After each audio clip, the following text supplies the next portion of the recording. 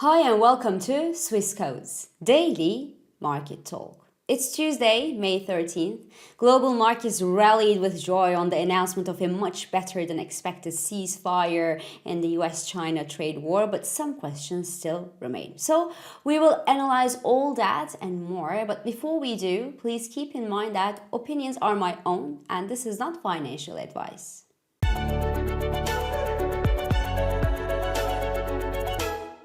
But first, what a blast we had yesterday, didn't we? The week kicked off with the news that the United States and China would announce a substantial progress in trade negotiations, and the progress that was announced yesterday was indeed close to substantial. The tariffs are pulled down from 145 to 30% for the Chinese exports toward the United States and from 125% to 10% for the American exports toward China. Yes, the deal is valid for the next 90 days only. It is similar to the trade relief that we had for the rest of the world from the US administration that was announced before, but it is still a big surprise and a big positive surprise given that we had somehow come to the conclusion over the past few weeks that the two countries, the US and China, would never talk anymore ever again. So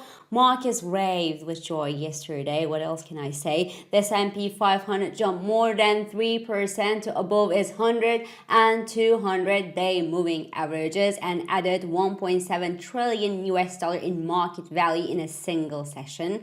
Nasdaq 100 jumped more than 4%, cleared 20,000 offers and its own 100 and 200 day moving averages. Apple, Tesla and Nvidia, which remained in the crossfire, added between 5 to 6% yesterday, while Amazon rallied more than 8%. The Nasdaq's Golden Dragon China Index gained 5.40%. The Dow Jones Industrial Index rallied 2.80%, and the US crude pushed up to $63.60 per barrel level. Now, the small and mid-cap stocks in the US remain quite muted, however, faced with the tariff news and the tariff relief. They posted slight losses as the news hammered the dovish Fed expectations. The US two-year yield jumped, for example, to 4% on thinking that the tariff pose would improve the US economy's fortunes in the coming months and require less support from the Federal Reserve. As such, the probability of a June rate cut from the Fed further eased to below 12%. It was near 14% yesterday before the announcement of the details of the US-China agreement, remember, and the US dollar rebounded sharply across the board. Gold tanked 2.73% on the news, and the dollar franc jumped 1.73%, which was excellent news for the Swiss National Bank.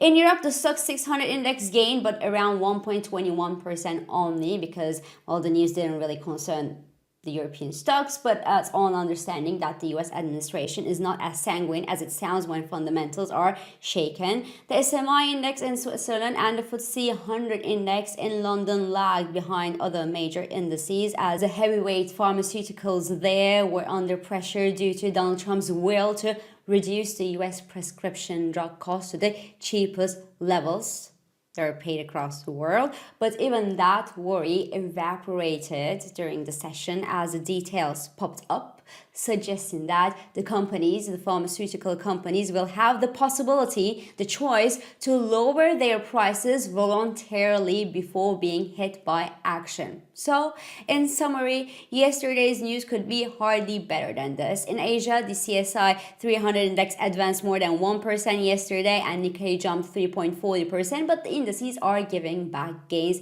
today at today's trading session, and the European and US futures are also in the negative territory as we may see a bit of a hangover after yesterday's big party. A certain questioning on how good the news really is and how lasting this truce will be. Because although the past few days brought a big, obviously, progress on the table, it is not the end, because the negotiations could interrupt anytime as the strategic decoupling between the United States and China will continue due to national security reasons, and the latter will keep pressure on key sectors including semiconductors. Then, the so-called de minimis exemption that allowed the cheap Chinese products enter the United States remains at 120%. So Shein and PDD won't massively benefit from the tariff relief, even for 90 days. And finally, looming uncertainties about what will happen at the end of this 90-day ceasefire period will keep companies in a wait-and-see mode and delay their investment plans until a durable truce and a more understandable long-term perspective.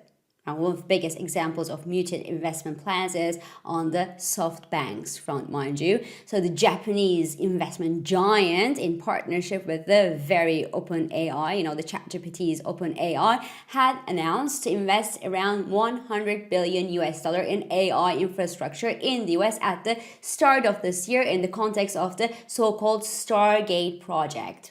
Remember that? Well, they had announced at the start of this year to deploy funds immediately and raise up to $500 billion over the next few years. And guess what? We are mid-May right now, and they haven't even developed a single project financing template just yet, writes Bloomberg. So this is just the tip of the iceberg to give you an idea, an indication of how the trade uncertainties impact the investment world and delay the investment decision. So in the best case scenario from here, the damage will be contained and the 90-day truce period will lead to healthy negotiations and healthy outcomes. And in the worst case scenario, we will start all over again. And that's a possibility. And one certainty is that the shipments toward the US will continue full speed in fear of another crisis. So that's probably why we saw MERS pop more than 11% at yesterday's trading session on the trade truce news. So today, investors are walking into the US CPI update with a lighter heart. There is a chance that the 90-day tariff poses with China and with the rest of the world, combined with the latest decline in consumer sentiment in the US, temper the inflationary pressures in the United States and give the Federal Reserve more room to act if it is necessary. So the consensus on analyst survey on Bloomberg actually suggests that the inflation numbers, both the headline and core inflation numbers on a monthly basis, may have jumped in the month of April due to the tariff situation. So data in line with expectations, or ideally softer than expected, will certainly back the joyful market environment of the moment by additionally taming the selling pressure across the US treasuries, then further boost equities and the US dollar. While a stronger than expected CPI read today in the US wouldn't echo well, obviously, but could be partly overlooked by investors due to a dramatic shift in tariff expectations. So let's see what happens, but the environment is positive, so the news will be taken with a pinch of salt, and in this positive environment, that's the good news. Now, speaking of inflation, the rest of the week we'll also see the major Eurozone economies update their own April inflation figures as well. Remember, the early April data suggested an unexpected jump in the Eurozone inflation numbers and hence dented the dovish European Central Bank expectations.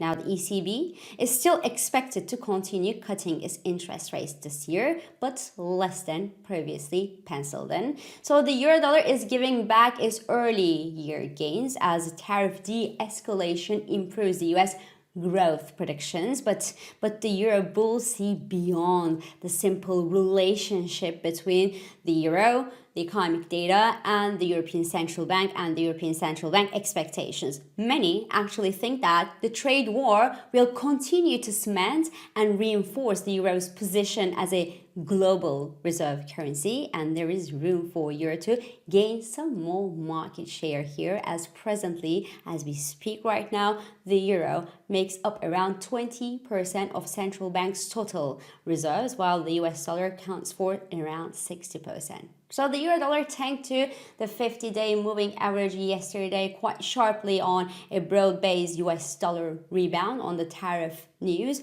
But for those who bet for improved fortunes for the euro in the medium to long run, the current levels could be interesting buying opportunities. So this is all for today.